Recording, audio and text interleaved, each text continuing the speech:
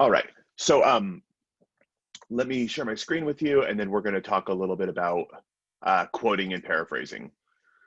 And then, as remember, I have it muted, but like anytime that you guys have questions, you can just shout them out, and we can kind of start building off of these ideas. So let's see. Oh, that's not what I meant to do. I clicked the wrong share. I meant to click present. There we go. Okay, everyone can see my screen, right? See this Google slide that's up there? Cool. Okay, so I want to talk a little bit about like quoting and paraphrasing, because that's the move that we're getting ready to move into for the next essay. So for every single essay that we're going to write this semester, we're going to be utilizing outside quotes and paraphrases. The first essay was a little bit of an exception to that, right? The first essay was more so for me to get to know you, kind of see where you all are as writers, things like that. But for this essay and for every essay from here on out, we're going to be making sure that we're utilizing outside sources in our essay. So we'll be talking about strategies and how to be able to do that today. That's the big focus of what we're going to be doing. And then next week is going to be the same thing. Next week, we're going to be diving into actually how to kind of frame those quotes and how to interact with those quotes for our next essay. So I'll have a mini lesson on that again next week on Thursday also. I'll post information about that. And then we're going to be talking about specifically like what we call framing quotation. So today's all about the idea of like why we quote versus why we paraphrase and how to do that. And then next week will be like how to actually integrate those ideas and be able to like have a conversation with those ideas in our essays. So this first question, why do you think it's important to use outside sources in our essay? Why would we use a reading in our essay? Why would we use an article, a book, something like that? Who has some ideas? Remember, you're muted. You can just take yourselves off of mute. Or you could write your responses in chat if you want to, but it's nice to hear voices instead of just reading text, which I do all day long. Any ideas? Why should we use outside sources other than your teacher says you have to do it, right? To strengthen our arguments. Yeah, great. Absolutely, right? To strengthen your argument. That's really good. What else do we think? What's another reason why we do it? To also provide more factual evidence so that our position is kind of more backed up. Exactly, right? So like you strengthen your argument, but there's also that piece of it where it's like that factual evidence adds a lot of that credibility to your argument, right? Yeah, and provide evidence. I see in the chat and back up the point that you're trying to get across. Absolutely, right? Like these are all great reasons why we want to quote in our paper. So if we think about them, right, like outside perspectives, outside sources, like one of the things to think about is they can provide additional perspectives. I think that's really important to think about. Like there's moments where you're writing and it can feel like, oh, I'm stuck, right? Like, or I don't know where to go from here, or, I don't know how to generate any more ideas. That's one of those really great places to be able to use a quote. So if you ever feel like there's these moments where you're stuck or you don't really know where to go from there, like sometimes a quote can just be like an additional inspiration for a new body paragraph, right? So in addition to that, it adds a different perspective to your essay, right? Because it's like the point that you feel about something, a stance that you have about a specific issue, and then there can be like, here's what this other writer has to say about that. They can affirm your point. I think that's really important to think about, which is exactly what people were saying in the chat and the ideas that you were sharing.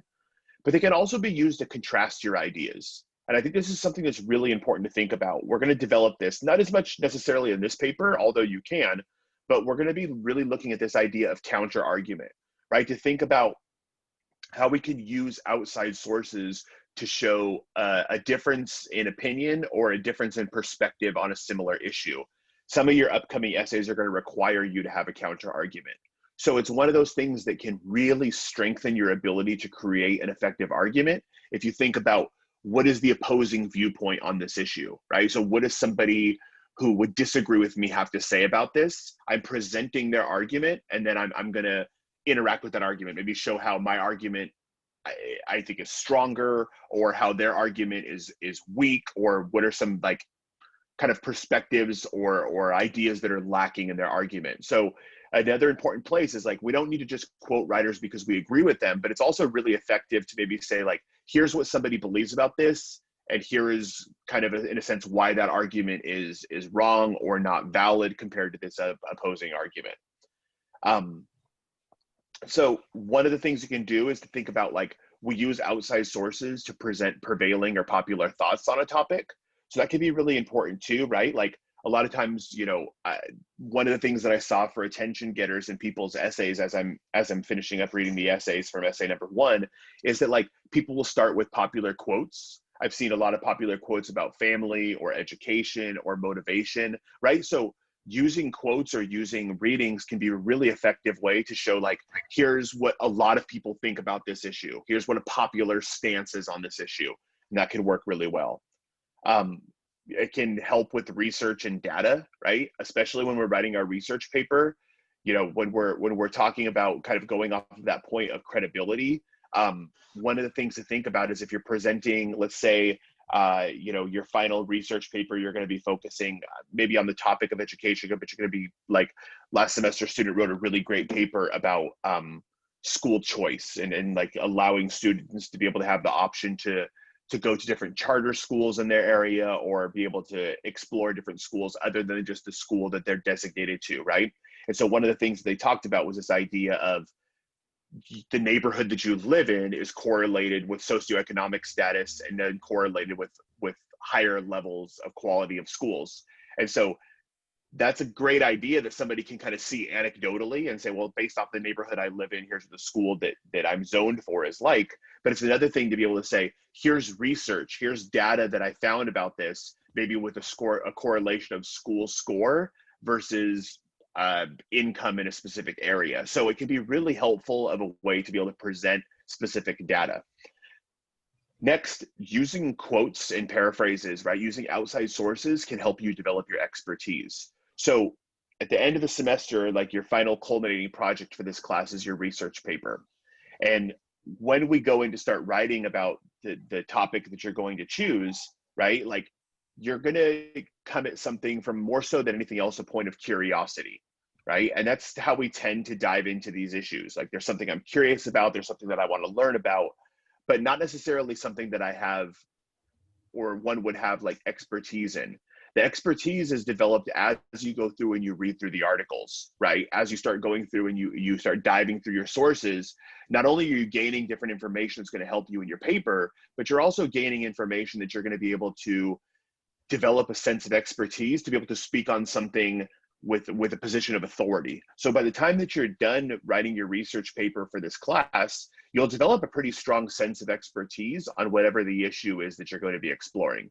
And so I think that's really important to think about, is that reading through these articles not only is going to give you fuel for your papers to help you develop some ideas, but also you're beginning to form expertise on an issue. And that's really important as you start, you know, moving into classes for your majors, as you start diving deeper into that world, right? As those years or semesters go by, like by the time you're finished with that major, that degree, whatever it is that you're pursuing, you're an expert on that specific issue, right? And so that the more that you read, the more that expertise develops. And then also that point of credibility, right? That point that Yadizia made about like being able to say like, my ideas, I'm credible because I'm using something that somebody else said. So it's not just like, here's what Jose thinks. More importantly, it can be, here's this idea that I'm presenting, and here's what all of these different researchers, all of these different experts on this specific issue believe to be true about this. So it really makes your idea have some weight behind it, because it's not just, here's my thought. It's, here's what I've learned about this issue based off of all of these other different people that I've read, and here's the idea that I'm presenting. And we'll talk a lot more about that when we get to the research paper. Any questions at all about that so far? No. All right, cool. So let me move on then to some additional stuff. Nope. What just happened? Sorry. Okay, I need to go back in and present. I just clicked something off. Okay, so here's an important thing to think about, and we're going to talk about this next week. We're going to talk about this idea of why we use, like, how we select important quotes, like how we select a section to quote or paraphrase to be able to use something that's effective but not overwhelming. So really what we want to think about is, I like to think about it as like the perfect size bite of food, right? Like, it's one of those things to think about, this idea of like, I don't know, one of my favorite things to eat is sushi. And that's been pretty tough with like a lot of, restaurants being closed and not being able to go out and eat a lot and stuff like that. Like, I can still get takeout, but it's not as good, right? Some food's just better at the restaurant than it is at home. And so like one of my favorite things to eat is sushi. And there's like this perfect size bite of sushi, right? And sometimes a roll's a little bit too big and I try to like fit the whole thing in my mouth and it's really overwhelming. And sometimes it's underwhelming. There's not enough there, right? And so if we think about that analogy of like taking the right size bite of food, you also want to think about that same thing with like picking a section of text that you're going to quote or paraphrase that's not overwhelming. So in other words, if you take a whole like paragraph and you're like, I'm going to use this entire paragraph in my essay, that's too much, right? Like, it's, now there are going to be like what are called block quotations. We might explore that like individually when it comes to your research project at the end of the semester. But for the most part, like, you don't want to pick something that's gigantic because it's going to be really hard for you to be able to interact with that idea, right? Just like it'd be really hard for you to chew that giant bite of food. On the same sense, you don't want to pick something that's really tiny or that doesn't have like this whole big complete idea, because it's going to be underwhelming. There's not going to be enough to interact with there. So think about that idea of like, you want to pick a quote or a passage that has enough substance where you can interact with it, but that the writer is not presenting 2 or 3 or 4 really big ideas. Instead, it's like, here's a clear idea this writer's presenting.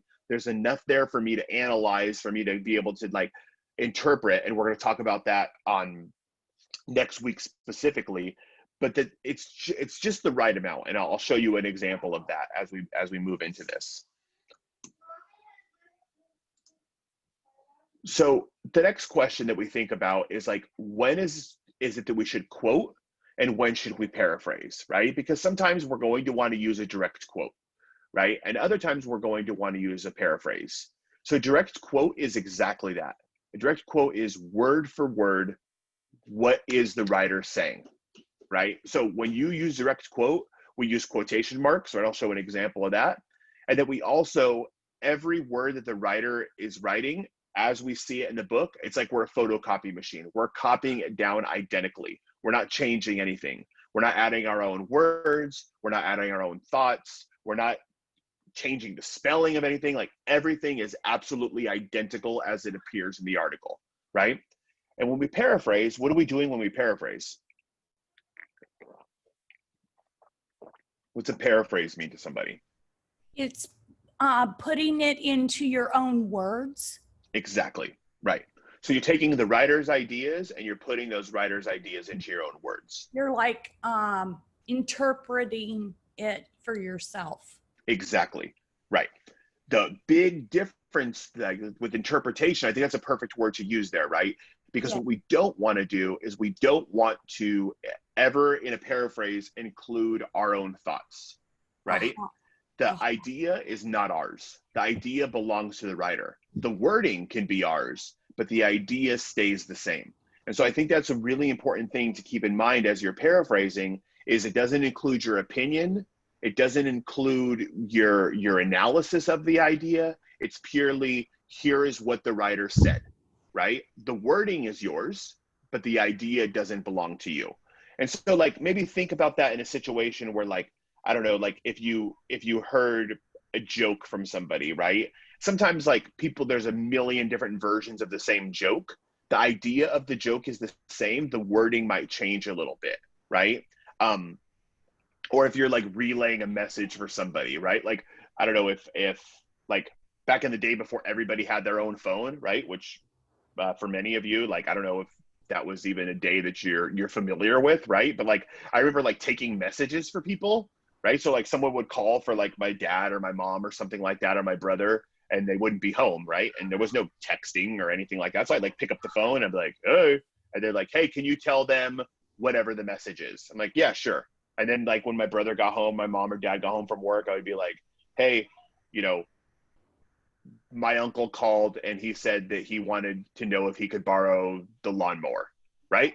Mhm. I'm conveying his exact idea, but I'm doing it in my own words. I'm not saying exactly what he said word for word, but I'm not changing his message. I'm keeping the message the same. And that's the really important thing to think about with paraphrasing is, again, your opinion, your idea never comes into play in a paraphrase. It's purely what the writer is saying, but in your own words. Now, later on, you could disagree with that wholeheartedly, right? You could look at that and you could say, I disagree with this idea with every fiber of my being, or I think this is the greatest idea in the world.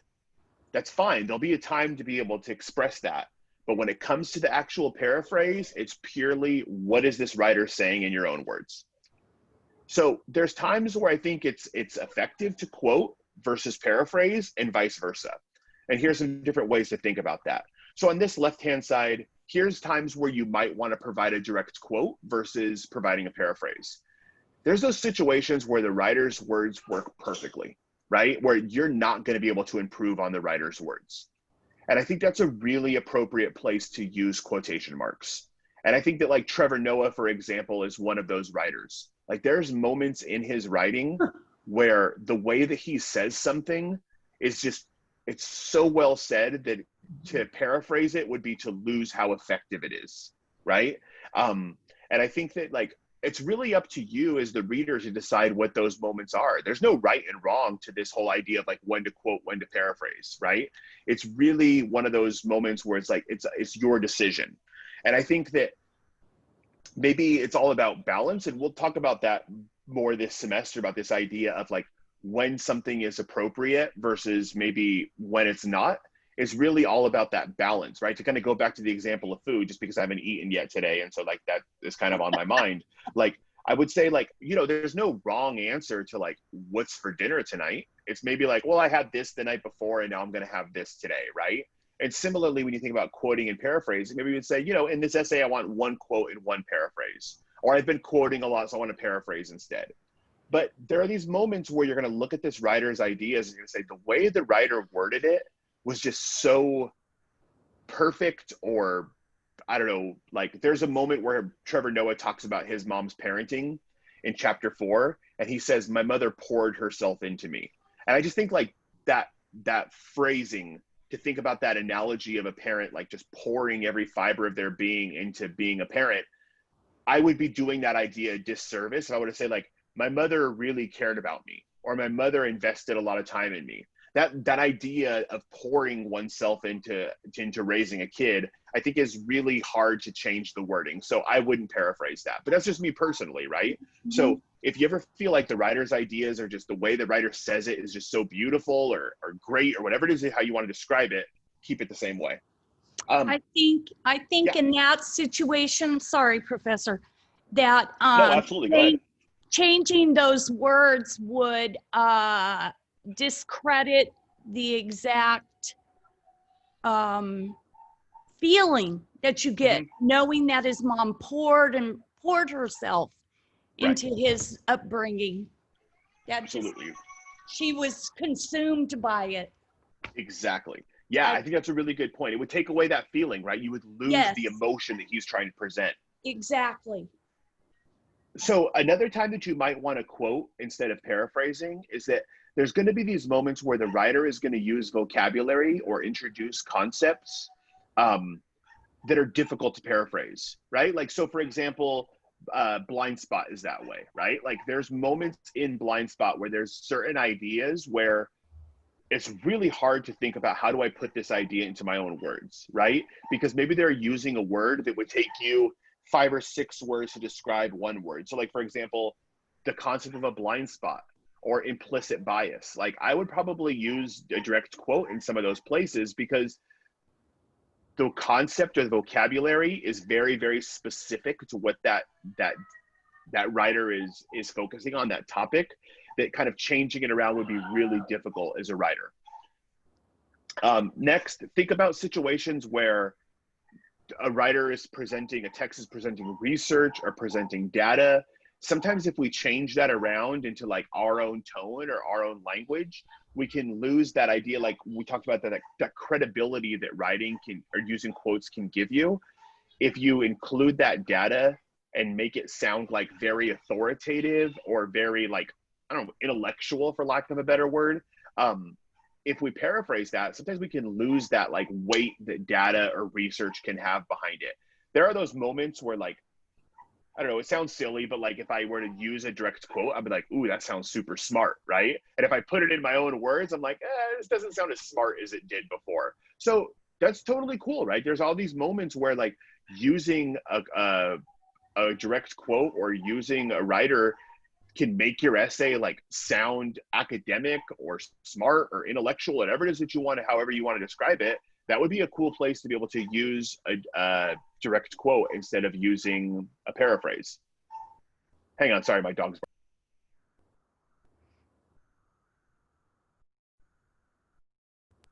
All right, sorry. I got a dog that just like sits at the window and kind of barks all day, so I had to make sure that give him a little hush. I don't know if you guys can hear him in the background. That's why I use my headphones.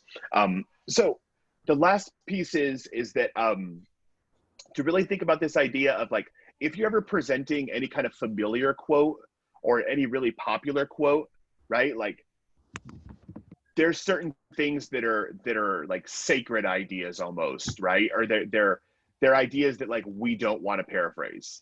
Yeah, like they're gonna run across these quotes. Like for example, I was reading the beginning of somebody's essay in one of my classes. I don't remember which section of the class it was, and like they quoted. There was a quote about education that a famous quote by Einstein about education, and I was like, yeah, I wouldn't paraphrase that, right? Or like, for example, if you're writing a paper about bias and maybe you include a quote by like Martin Luther King, for example, I wouldn't paraphrase that, right? Because like they're so familiar, they're so like eloquent, and they're so popular that it's kind of like thinking about a cover of like a really good song or like a really classic song.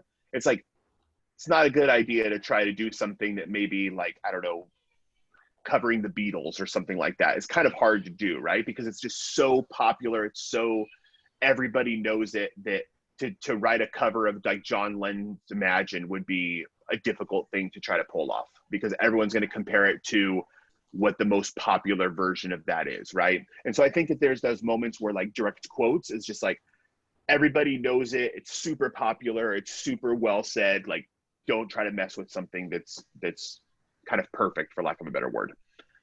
Now paraphrasing, the opposite can be true, right? Like when you think about a writer, the language the writer is using, maybe the language the writer is using is overcomplicated.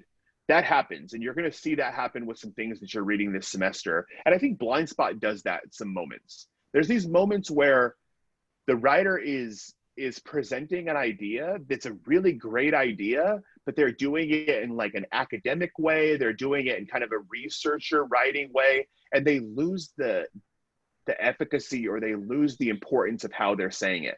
Think about maybe situations or people that you know that always want to use big words, and it's like, oh, this is a really great idea, but it's getting lost in the big words, right? So there might be moments where you just want to take an idea that's really great, that takes you a little while to digest, and say, I want to give it to this reader in a very simple, clear way to understand, right? So I mean, if I think about like I don't know, like my kids watch like Disney Plus all the time, so we're always watching like old movie, like Disney movies, things like that. And we were watching The Lion King the other day, right?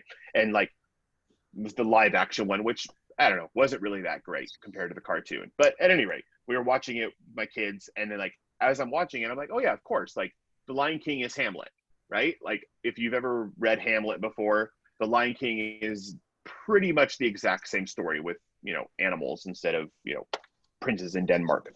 And so like that's a much more easy to digest a version of reading Shakespeare's Hamlet than it is to read Shakespeare's language, right? So you can think about this idea. There's a lot of moments where we'll see something that's really complex that's kind of brought down and explained in a very clear way. So if you're sitting there and you're doing the heavy lifting of reading Blind Spot, and you're really diving into these complex ideas, you can make it easy for your reader and just paraphrase one of the ideas from this book, and like, here's this idea in a clear, easy way to understand.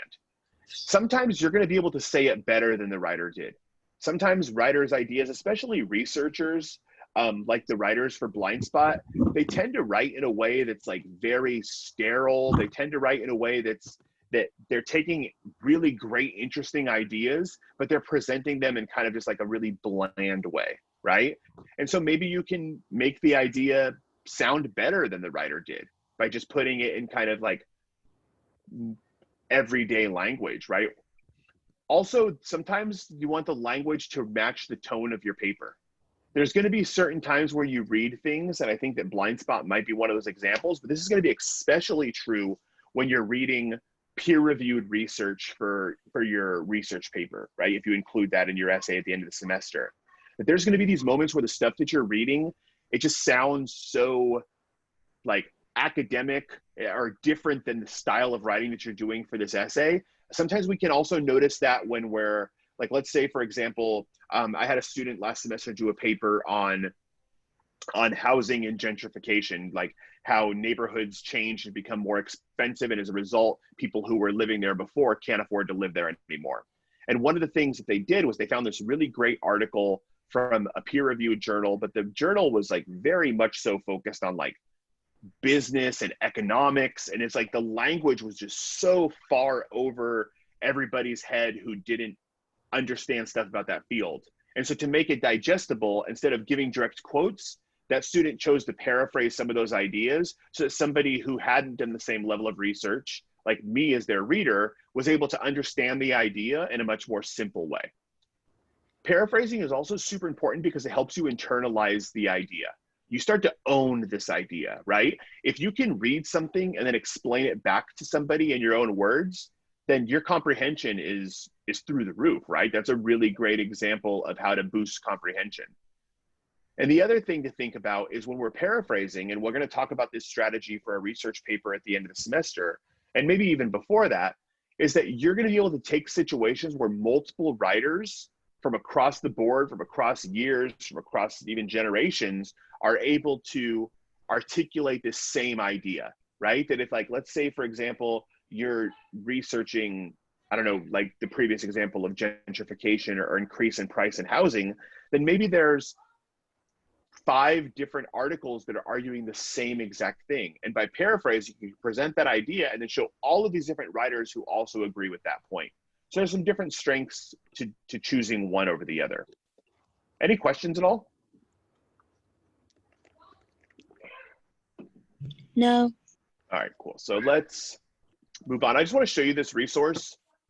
So this is University of Purdue's online writing lab. We're going to be referencing this throughout the semester. I've already referenced it once when it comes to MLA heading, but this link will take you to Purdue's online writing lab. Can you all see that now? Did my computer switch to this? Yes. Okay, cool. So this is a really cool resource. Yeah. You know, like back in the day, like for English classes, people would like, I don't know, some teachers still do require students to buy handbooks to be able to help with like grammar rules, MLA rules, things like that. You definitely can still buy them, but like there's really no point to spend, you know, $60 on something when you can, you know, it's like buying an old paper dictionary. I mean, I guess it's nice for some people and some people like them, but like now you can just get all the stuff you need online, and University of Purdue has by far the strongest online writing lab. And so everything that you need, whether it's grammar rules, whether it's style guides, how to be able to write a works cited page, all that kind of stuff, you're going to find on here.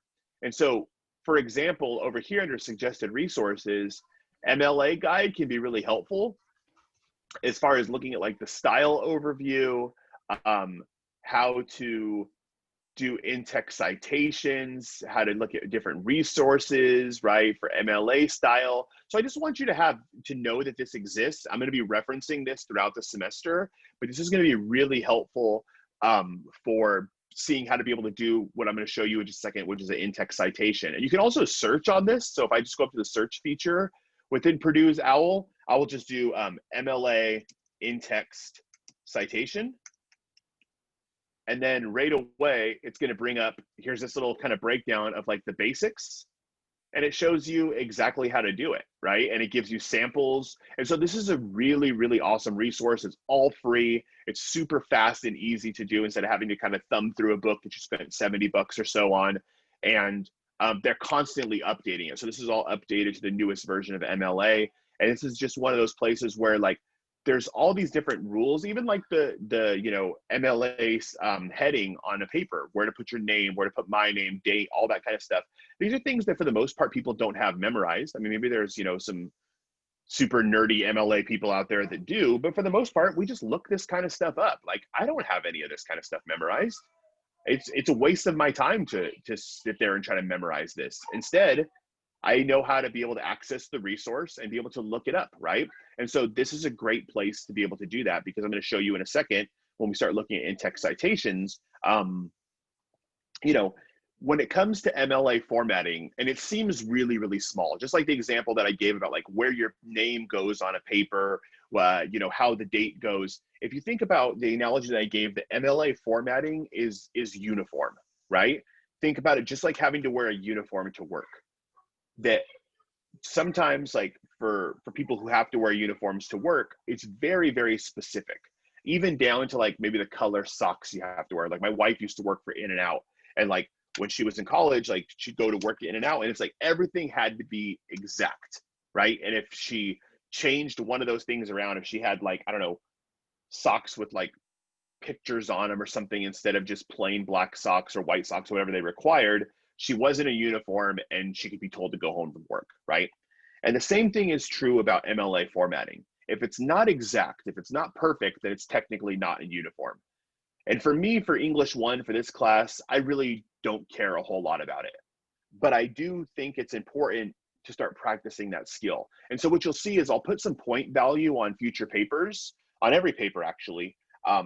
But the important thing is I just want to get you in the habit of practicing this, because I guarantee you, so at some point throughout your college careers, if you haven't already, you're going to have a teacher like I've had who will not even read your essay if the formatting is not perfect. So I've had teachers before I've turned an essay in, they wrote not an MLA format, put a 0 on it and handed it back to me. And then I had to resubmit it before they'd even read it. I'm never going to do anything like that to you in this class.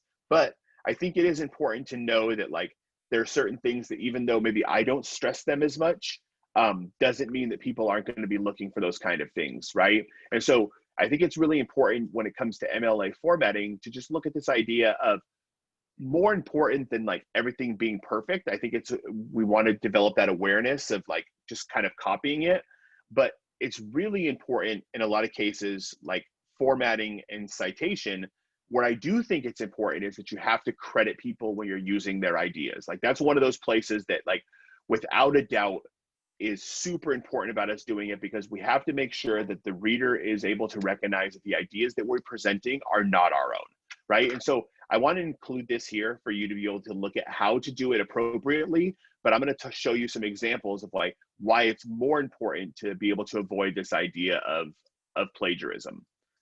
And so here then are 2 different examples of how we would directly quote in MLA formatting. So one, when you're directly quoting, you have to make sure that you're using quotation marks, right? Like that lets the reader know that the section of text that's appearing between these quotation marks, is directly word for word what appears in the original source. The next part of it is if you look at this first one, these are both the same quote. These are from Blind Spot, right? This is the different quote that we're going to interact with and we're going to paraphrase together. So the first one, I'm introducing it a little bit, and I'm going to talk about this skill next week when we start framing quotation marks. But all I'm doing is I'm saying, Bananji and Greenwald argue, and then I give this exact quote. The same mental abilities that allow us to perceive and categorize appropriately, that are necessary for us to learn and understand, and that makes us successful at detecting and recognizing, are also the abilities that can lead us astray. And that idea came from page 109, right? I can also do it this way down here. Maybe I don't want to say the writer's names at the beginning of the sentence, and I just want to give that quote of theirs. But look what I'm doing at the end. At the end, in this little section of parentheses between these two parens, I'm writing the writer's last names and the page number that it came from. This is to make sure that my reader understands this is not my idea, right?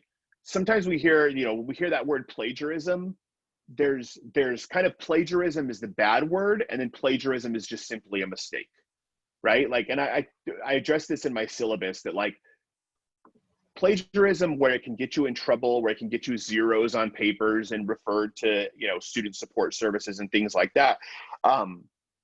That happens when people try to just like blatantly cheat, right? Copy a paper off the internet, pass it off as if I say, I'm gonna go online, I'm gonna copy some paper, I'm gonna put my name on it and try to say it's mine, right? Like that's intentional cheating. Plagiarism can also happen just by accident with the best intentions. And a simple way that this could be plagiarism is if I forgot to put these quotation marks there, or if I didn't give these writers credit for their ideas, right? And so the important thing is that we see that there's two ways that I did it here. One, I introduced the writers in the beginning on this first quote, give the quote, and at the end of it, all I did was put the parentheses, the page number, and then the period on the right-hand side of the parentheses. The other way that I did it is I gave the quote, and then this time in the parentheses, I just put the writers' names. The difference here is that I didn't give the writers' names in the beginning of the sentence, so I had to make sure that you knew what writers gave that quote. And that's it, right? So when I'm directly quoting, it's really important that you know who the quote came from and what page number that quote came from. Are there any questions at all about that? Do you prefer which one, or it Nope. doesn't matter? Totally up to you. Both of them are 100% correct, and it's just whatever one you like more. Okay. And so, I mean, I think it really depends on kind of where you're using it or how you're using it or the way the quote is phrased. There's no right or wrong here. It's really just a matter of like, which one works better for the style of where you're using the quote. Any other questions? And if you notice, like where I put the page number, I didn't put PG.109 or, hashtag 109 or whatever. It's just 109. The reader will know what that means in MLA format. Notice here, I didn't put a period after the writer's last names. I didn't put a comma, nothing like that. Just the writer's names. If it was just one writer, if it was just Greenwald, I would just put Greenwald 109. But because it's two people who wrote this book, I write them in the order they appeared, which is alphabetically, and then the page number, and that's it. So direct quoting is pretty straightforward because it's literally copying it down exactly as it appears and putting the page number and where it came from. Some of the stuff that I'm going to give you this semester, right? Like a lot of stuff that I'm just photocopying or using, my scanner on my phone for, or stuff that I download PDFs, right? Because I'm trying to keep everything really cheap as far as materials for the class. If an article doesn't have a page number, like let's say, for example, like Superman and Me that we read at the beginning of the semester, if that's just like, 4 pages or 5 pages, whatever it was, it's okay. Just write 1 for page 1, or, just take your guess on what it is. If the page numbers are photocopied on there and I gave you just this piece and it's like the 5th page piece of paper, but it says page 109 for the book, just write page 109. That's totally fine, right? I just want you practicing this. I'm not going to be like, oh my gosh, this was, actually the 6th page, but it said page 7 on the photocopy, whatever. Like, not out to trick you. I just want you to get in practice of doing this. So, paraphrasing. What we're going to do now is we're going to practice paraphrasing this. So the question is how would you or how would we paraphrase this passage? So in this passage, right, Banaji and Greenwald are talking about the way that stereotypes are formed, how we form stereotypes, and how kind of we use a part of our brain or we use a skill set that's really helpful to also do something that can be problematic, right? Or that can lead us to some mistakes. And so the question that we're going to be looking at is, how do we go about paraphrasing this? Like, what's the effective way to do this? So I got a question really quick before I moved on about, like, what about for websites? Since they don't have page numbers, that's where the style guide will come into play. So when there's going to be some online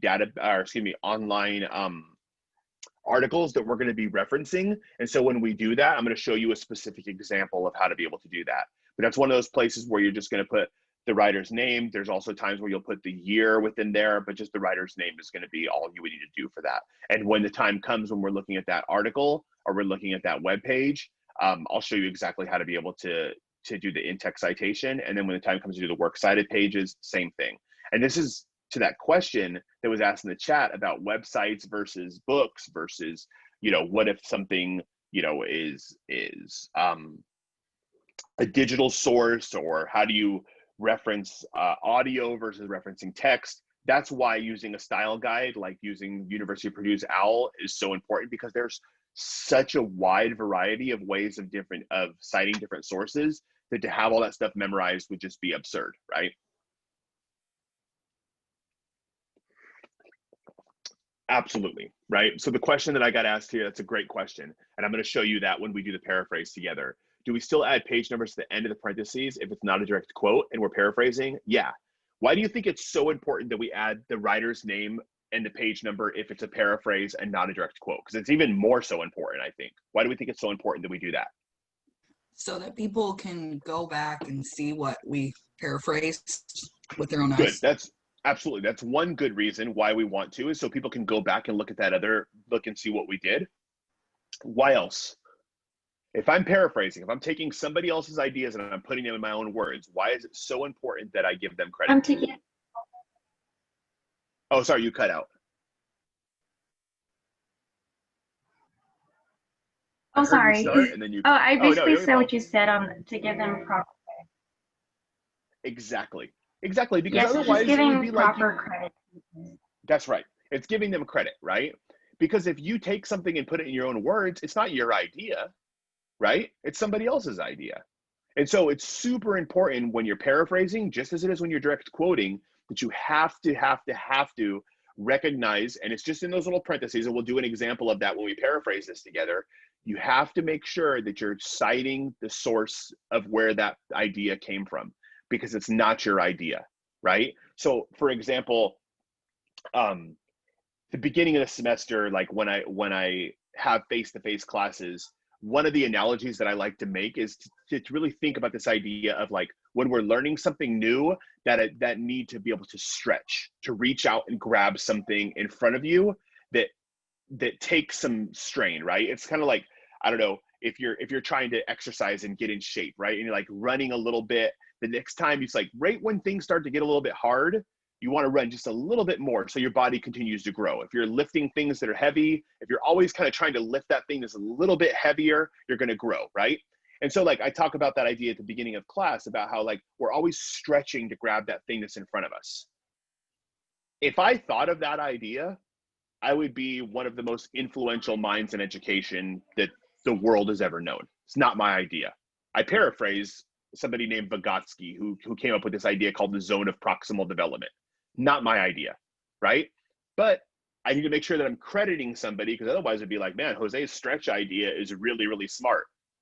It is smart, but it's not mine that I created, right? It's somebody else's. And so I think that's really important, that like a lot of the things that we're presenting, most of the stuff that we learned along the way isn't things that like we thought of, right? It's things that we're articulating and saying in different ways, but we're just giving somebody credit for that. So like, you know, if somebody told me again, like this really awesome joke, and I came in here and I like made everyone crack up with this joke I told, and you know, Drew was the one that told me the joke, and everyone's like, oh, where did you get that joke? How'd you come up with that? I was like, I just thought of it on my own. He'd probably be pretty upset that I stole his idea, right? So we have to make sure that we give somebody credit for the idea. So I have a question. Yeah, absolutely. Sorry, so would I be crediting the book or the author at the end? Oh, okay. Oh, got it. Okay. So you would be the author, because it's not the book's idea, it's the writer's idea, right? So now what you could do, and what we'll talk about next week, is you could say like in Born a Crime, or in his book, Born a Crime, Trevor Noah argues, and then you give the writer's name. So, okay. And we'll talk about on the mini lesson next week, it's going to be all about that idea of framing quotations and about how we introduce sources the very first time, and then how we analyze the sources that we're introducing. So I'm going to leave this screen share, and then I'm going to go to my word processor so we can paraphrase together and talk about how we would do that. All right, now I'm going to share.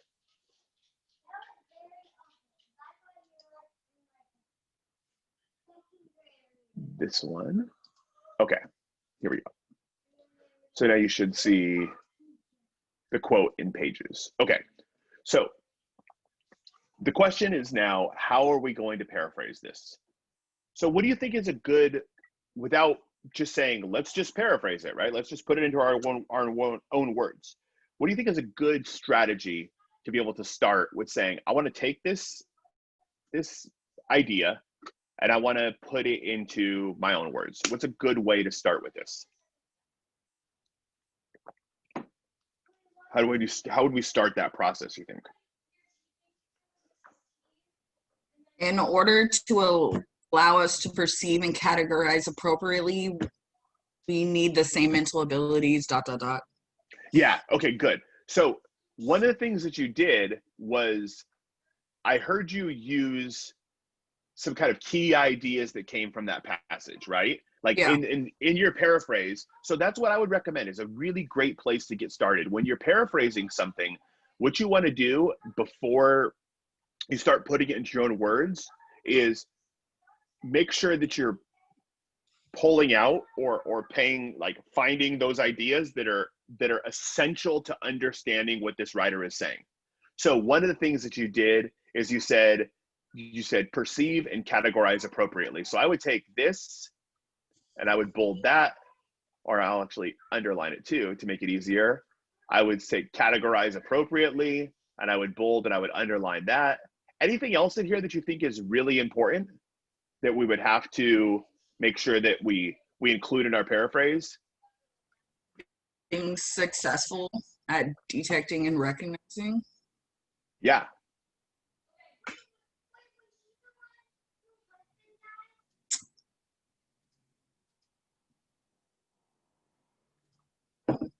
Anything else in here that we think is essential? Like we have to understand this idea, we have to have this in our paraphrase.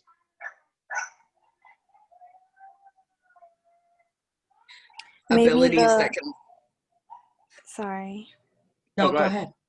ahead. Maybe the last part said abilities that can lead us astray. Yeah, absolutely, right? So that idea of like really kind of like abilities that can lead us astray, right? That's a really great point. And then I think this idea up here too, I would say like the word the same. So like these same abilities are also the ones that can lead us astray, right? So now, what do you think is a good direction to go from here? I mean, we highlighted a lot of the sentence, right? But these are kind of key ideas that we definitely, I think is great. We don't want to lose these ideas, because if we do, then you got to be really careful that you're not tweaking what the writer is saying, right? You're not leaving things out. You're not adding extra things. You really want to make sure that you're capturing what this writer is saying. So what do you think is a good place for us to go next? After we've kind of taken these big ideas and isolated them, what's a good place to go next?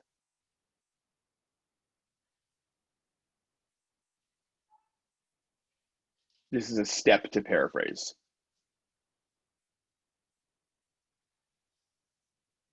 Wouldn't you still credit the author? Absolutely, right? So we're still going to credit the author, and we're going to do that at the end of our paraphrase so that people know that this is what the writer is saying, right? That these two writers are making this argument. One of the things that I would say is what you might want to do next is, remember, if we're paraphrasing, the next move that you want to do is you want to make sure that you're taking these different ideas and you're putting these ideas into your own words. So what I would say is, if I was going through and I was paraphrasing this passage, I would say, well, how would I say perceive and categorize appropriately in my own words? So if I take this, I move this down here, how would you put this concept into your own words?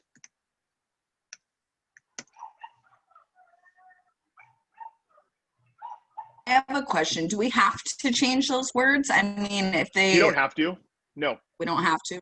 Nope. And this could be one of those places where you would want to use this as a direct quote. I just picked this because I was like, I like this idea, but I think that this would be a place where I might paraphrase this. There's no wrong answer or right answer to that. And paraphrasing sometimes can be a little bit of a mix of quoting and paraphrasing. You can do both together.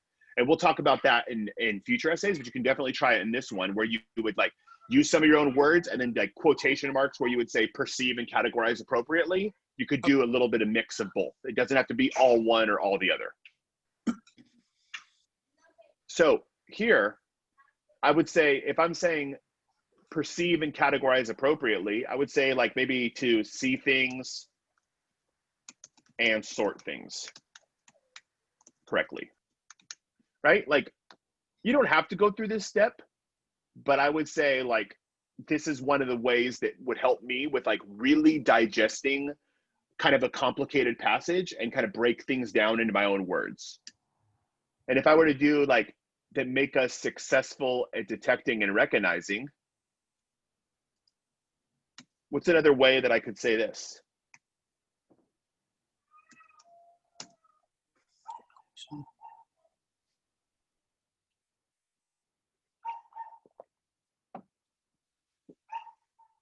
It's another way I could say that these things make us successful at detecting and recognizing.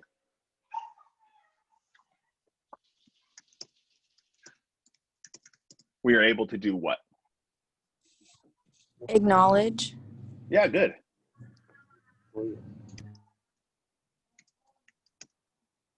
Good. Acknowledge. Maybe we can acknowledge things. Maybe we can acknowledge people, whatever, right? We'll figure that out, right? That's perfect. And then if we look at the last one, what does it mean to be led astray?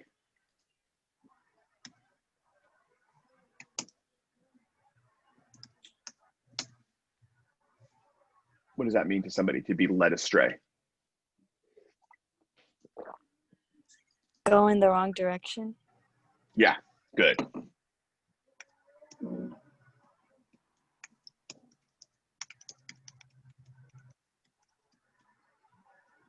Okay, for some reason my text got really small.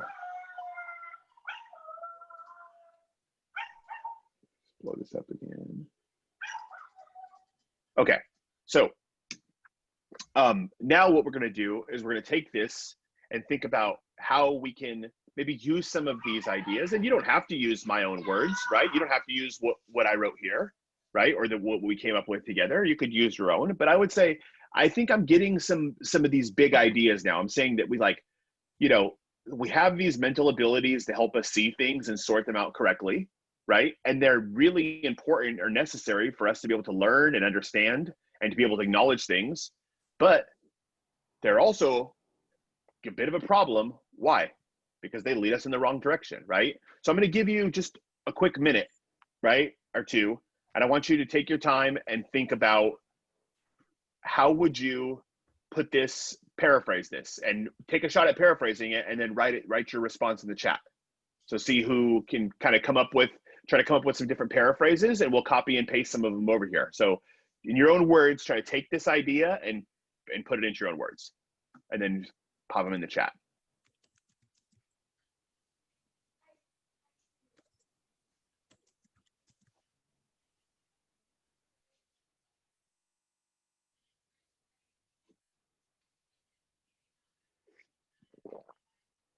There's no wrong answers right now. Just give them a shot.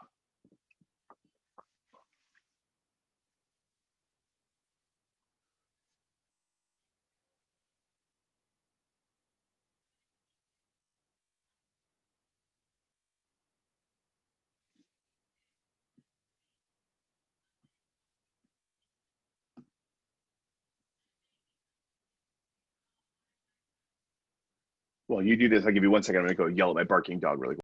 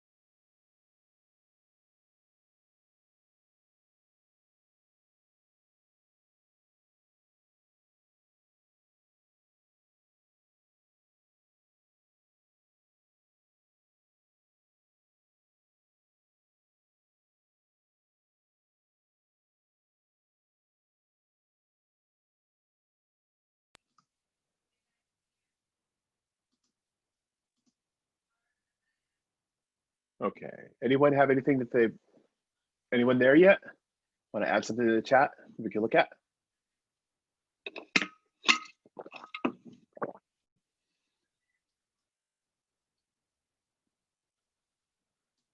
Oh, that's good. Let me copy this over here.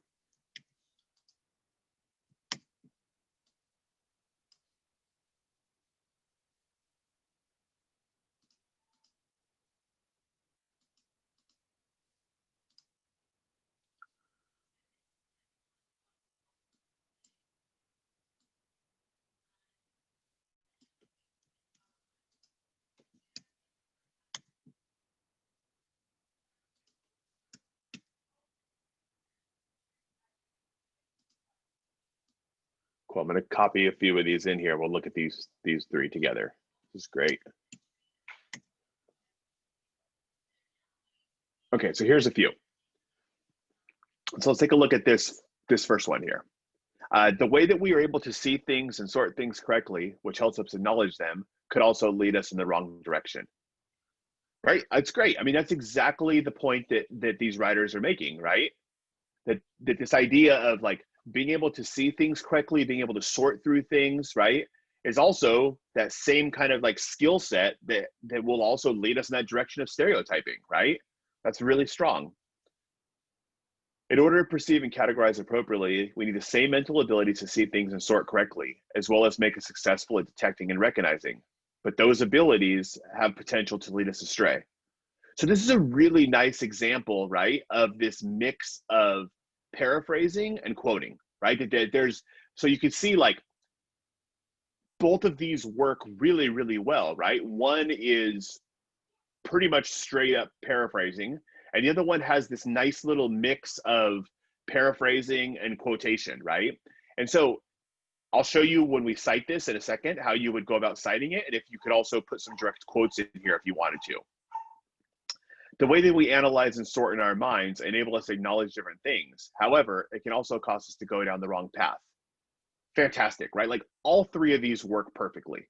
And I think what's happening in each of these is that the important thing to be able to see with these paraphrases is that the writer's ideas have not changed one bit. There's no opinion in here. There's no agreement in here. There's no disagreement in here. It's taking the writer's idea and it's being able to present that idea in your own words. Do you feel like, for people who didn't write these, do you feel like your understanding of this passage has increased by reading these paraphrases?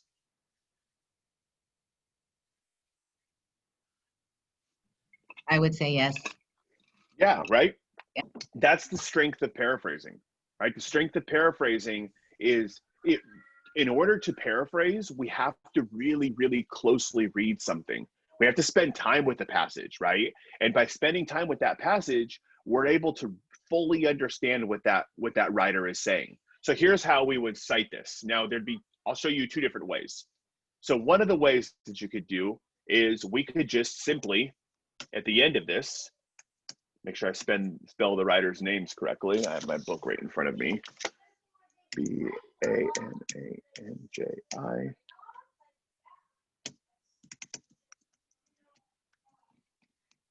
And the page number was, what was it again? Just to make sure I don't write the wrong page number. Oh, I have it in my 109.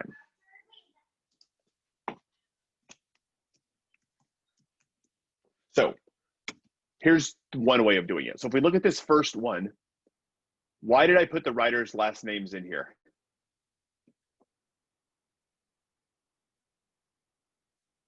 Why did I put the writer's last names in the parentheses?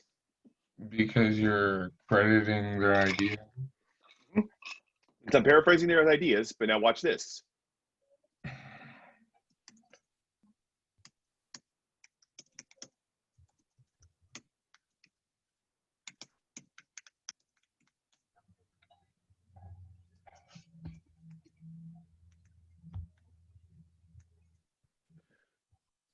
Why didn't I put the writer's names in the parentheses here?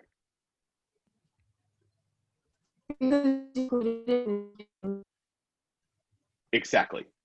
Because I included it at the beginning of the sentence. So the way to go about doing this is if you don't include the writer's name in the sentence, then you would put the writer's name in the parentheses with the page number. If you do include the writer's name in the sentence, then all you need is the page number. That's it. Because it would be super confusing if I didn't have their names here and I just said 109, because then your question would be like, who wrote that, right? I know it's on page 109, but I don't know if it's on page 109 of what, right? And so that's why it's really important, especially because your essays are going to include more than one outside source. And so this would, oh yeah, go ahead. So if you are paraphrasing and quoting in the same little excerpt, it doesn't matter if you have the name at the top or if you have it in the bottom in parentheses, as long as it's there somewhere, it's fine. Exactly. Doesn't matter where you choose to do it. Okay. So both of these, 100% correct, right? And then this one down here, let's say, for example, that I just want to say, well, like, I don't know, I like this one is like paraphrased in a very like effective way where it would just fit right in with, I feel like the way this writer writes, they would fit in really well with the rest of the tone of the essay. So I would almost just say like, this might be a place where you would just want to put the parentheses.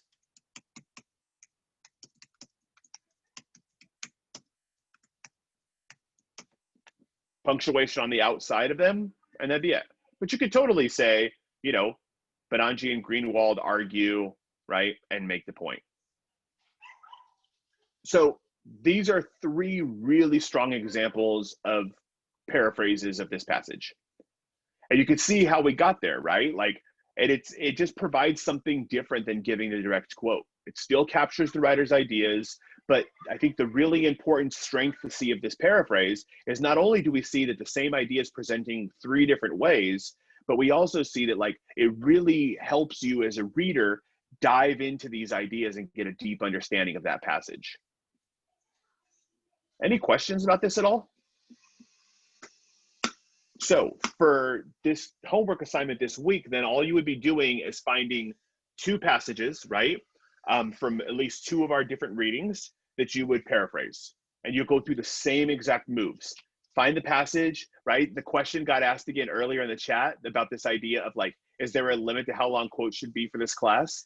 There's not, but there's also this idea of like, you wouldn't want to quote something too big, right? If I would have kept on going and grabbed like the 4 or 5 sentences before this and after this, it's too much, right? It's like, again, going back to like what I kind of talked about earlier, that just the right size bite of food. And I think that this section that you all worked on paraphrasing works really well because it's a complete idea, it's substantial, and it takes us a little bit of working through to get to.